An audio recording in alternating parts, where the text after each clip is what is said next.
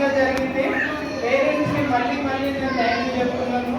ఎందుకంటే మనం ఒకటి అనుకుంటే అది జరిగేట్టు చేయగలిగేది మీలాంటి వాళ్ళే. మేము అనుకున్నందుకు మాత్రం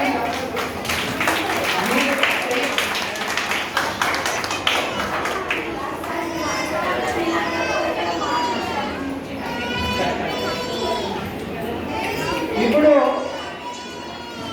ఓట్ ఆఫ్ థ్యాంక్స్ లాగా ఈ కార్యక్రమానికి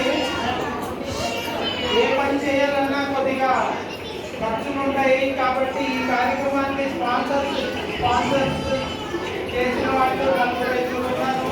వాళ్ళందరినీ చూస్తారు. మీరు హరిజీ గారు ఉన్నారు, రఘురెడ్డి గారు ఉన్నారు, అట్లానే మారుతి గారు, కొంతమంది చాలా మంది స్పాన్సర్షిప్ చేశారు. దానివల్ల ఈ కార్యక్రమం మనం సక్సెస్ఫుల్గా చేయగలిగాము. కాబట్టి